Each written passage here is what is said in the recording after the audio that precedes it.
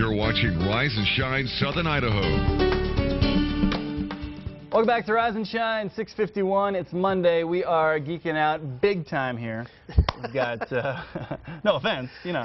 It's Thanks. Appreciate it. Yeah, no problem. It's Owen Robbins from KRRS Systems here. I like in the tee shot how you were so confident with the pointing at the camera. Yeah. Boom. I like that.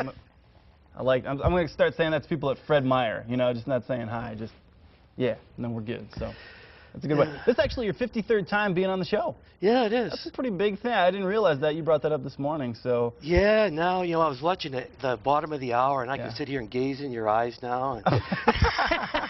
Because we're so close. All right, let's change topics quickly. Well, it's better than having that big old thing during the holidays over your shoulder. The snowman? You know, oh, man, I missed that the was snowman. creepy.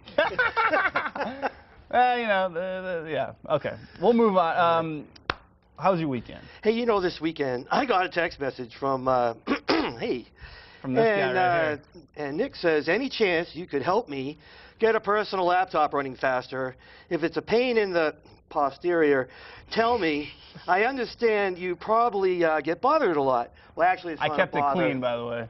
Actually, it's not a bother. It's what I do for a living, and I really enjoy it. Yeah. And yeah, there are ways to take old legacy machines and beef them up. Yeah. And the number one is memory. Okay. Now, the Windows XP, when it was first released, ran just fine at 128 megs of RAM. We've discussed this. Yeah. With Service Pack 1, you needed 256. We're at Service Pack 3. It's an older operating system. 4,000 Windows updates. It now takes a good gig of RAM, really. Yeah. It'll fit in 512, but it'll run really well in a gig of RAM. This being memory, right? Yes. But most computers don't have enough slots just to, quote, upgrade the RAM. Yes. You've got to pull this and... Yeah.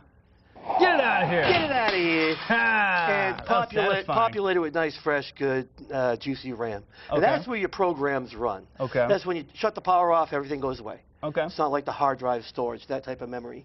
Increasing the memory really makes these boxes sing. Okay. Now, second, of course, a better computer because it has more cores. Absolutely. Another thing is, over time, you'll download a variety of programs that are no longer used. You'd be stunned at how many jobs that I'll do, and I'll open up the Internet Explorer, and there's 8 toolbars. I mean, half the screen is toolbars, and the other half is the browser. Is the actual so all website. those things are running. Yeah. The browser helper objects are all consuming resources. And then another thing is you can defrag your drive, but if you really want it to do what you want it to do,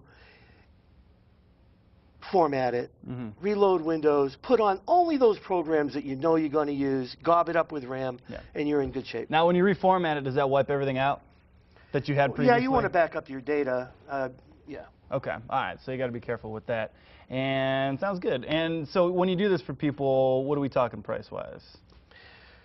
It depends. Oh, yeah, it does. It really does. It depends on whether they have their disks or not. Yeah. At the bottom of every Windows machine, or on the side of every Windows machine, there's a sticker that has your CD code. Yeah. So we can just grab a copy of XP, use your code, and you're legal.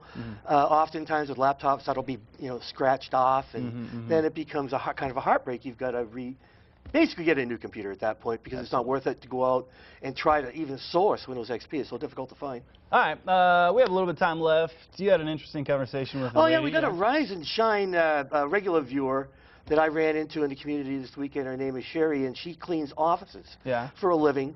And she was explaining to me, she was asking me how to clean keyboards, because her claim was that the bathrooms in this office are cleaner than the keyboards and the mice. Yikes. And so I explained to her, a can of canned compressed air with a little straw on it, so it's very focused, and tap water. You don't use, she wanted to use alcohol. Well, that's going to lift, that's going to break down the lettering on the keyboard, and then unless you're a really awesome touch typist. With a photographic memory, it's going to be a wreck. Okay. And same with the mouse. Just tap water with a nice clean cloth, a little chamois. All right. And just be diligent with it. The ShamWow? And the ShamWow, yeah. Yeah. All right. So there you go. Compressed air, a little bit of tap water, you're good to go. Yep. And thanks for coming on by. We appreciate that. And I'll put him to the test, see if he really knows what he's talking about with this laptop I have, because it's in a It's in a tough spot right now, man. So we'll see. I'll have a full report next week. All right? I'm up to it. All right, brother. Good to see you. 6:56. We'll be right back after this with one last check of weather. Don't go anywhere. Still looking up.